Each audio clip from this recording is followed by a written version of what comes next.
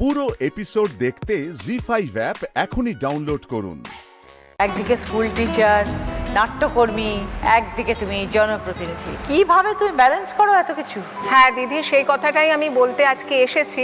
একটা সময়ের পরে মহিলারা ভাবতে থাকেন যে হয়তো অনেকগুলো কাজ একসাথে করা সম্ভব না, যে এরপরে আমাদের সংসার আছে বা যারা চাকরি করেন কিভাবে ব্যালেন্স করব। কিন্তু আমি ব্লেসডও বলবো সেক্ষেত্রে, যে আমি ফ্যামিলির সাপোর্ট পেয়েছি। প্রথমে তো পড়াশোনা শেষ করে চাকরি পেতে হবে, আমাদের মতো মধ্যবিত্ত বাড়ির মেয়েদের সেটা একটা টার্গেট থাকে, তো সেটা আমি প্রথমে ফুলফিল করি।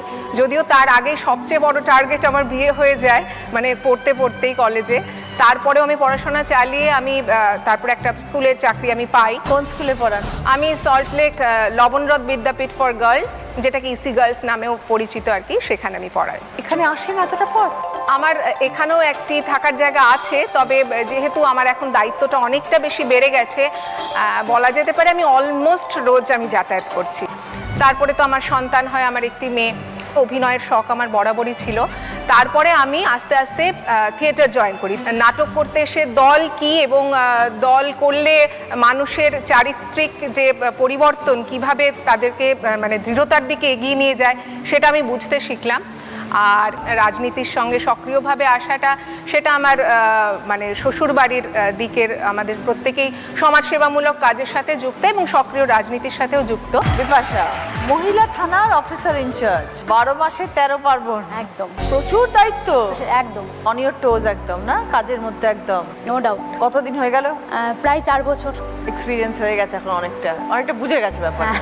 অ্যাকচুয়ালি যাওয়ার ইচ্ছে ছিল অ্যাডমিনিস্ট্রেটিভ লাইনে। তো আমি যেহেতু কম্পিটিটিভ এক্সামের প্রিপারেশন নিচ্ছিলাম এবং পরীক্ষাও দিচ্ছিলাম, এই সাব ইন্সপেক্টরের ফর্মও বেরোয়, তখন ফিল আপ করি।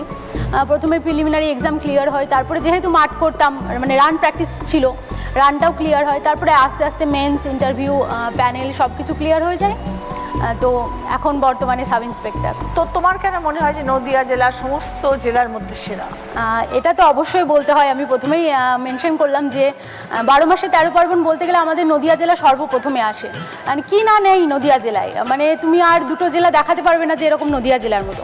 প্রথমেই আমি বলবো আমাদের মায়াপুরে ইস্কন মন্দিরের কথা, পৃথিবী বিখ্যাত। তারপরে আসছে আমাদের কৃষ্ণনগরের জগদ্ধাত্রী পুজো, ভারত বিখ্যাত। এত লোকজন জমায়েত হয় আর কোথাও নেই। জগদ্ধাত্রী পুজো এরকম আমার মতে আর কোথাও আমি দেখিনি। সেই সময় আমাদের দিন নেই রাত নেই, ছুটে বেড়াতে হয়। মানুষের ঢল নামে, বিশেষ করে রাতে। শুধু রাত বললে ভুল হয়, রাত দিন কখনো সময় বাদ যায় না যে মানুষের রাস্তায় ভিড় নেই। আমাদের কালঘাম ছুটে যায় ভিড় সামলাতে একদম 4 দিনে চোখের ঘুম উড়ে যায়, নাও খাওয়াতে উড়েই গেল। তারপরে আসে আমাদের নবদ্বীপের রাসলীলা, সেখানেও তাই। তো এইগুলোর জন্য ভীষণ প্রাউড ফিল হয় যে আমি নদিয়াতে এসেছি। নদিয়াতে আমি এমন চাকরিতে আছি আমি, যে এইসব জিনিসে আমি ভীষণ পরিমাণে ইনভলভ। আর নদিয়া জেলার আরও অনেক দিক থেকে বিখ্যাত। কোনটা বলি না সেটাই ভেবে পাই না। সরপুরি আর সরভাজা, মিষ্টি, হাতে মাটির তৈরি পুতুল, ঘূর্ণিতে। তারপরে আসে আমাদের বেথুয়াডাহুরি অভয়ারণ্য, আমাদের পলাশির যুদ্ধ হয়েছিল, সেখানে পলাশি মনুমেন্ট। তারপরে আরেকটা জিনিস জিওগ্রাফিক্যাল দিক থেকে ইম্পর্টেন্ট, সেটা হচ্ছে যে কর্কটক্রান্তি রেখা আমাদের নদিয়ার ধুবুলিয়ার উপর দিয়ে গেছে। তো সব কিছু মিলিয়ে আমাদের নদিয়া জেলা। এমনি কি তুমি নদিয়ার মেয়ে? না, আমার বাড়ি বহরমপুর। ও, আমার চাকরি সূত্রে নদিয়া জেলা। জি5 ডাউনলোড করুন আর সব এপিসোড দেখুন একদম ফ্রি।